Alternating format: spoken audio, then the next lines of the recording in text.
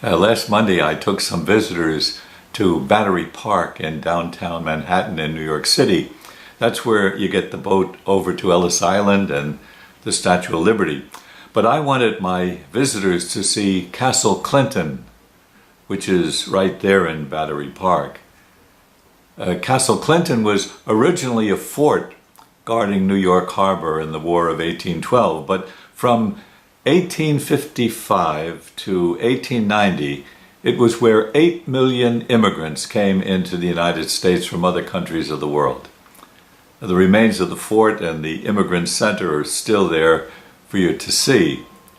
My grandfather came through Castle Clinton in 1870 as an immigrant from Ireland. Neil O'Donnell was his name.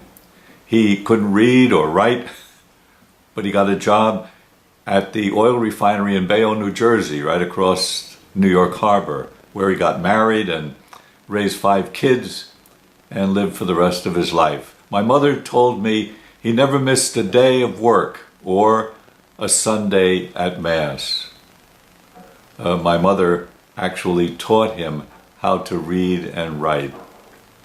I remember him as an old man sitting on the porch reading the Bayonne Times, the local newspaper.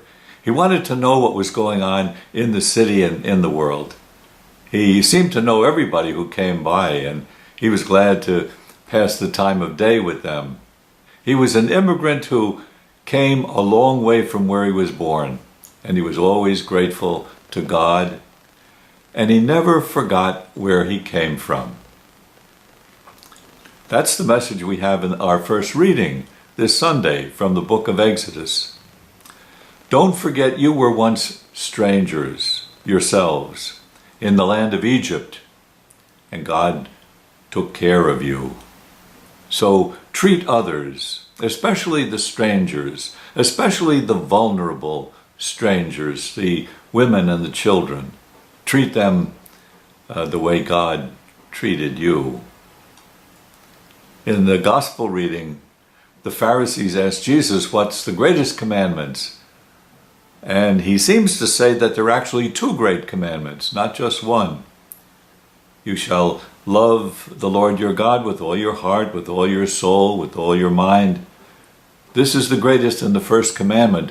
The second is like it. You shall love your neighbor as yourself. The whole law and the prophets depend on these 2 commandments. Love your neighbor as yourself. Well, who's your neighbor? You know how Jesus answers that question. Your neighbor is everyone making the journey of life as you are making it.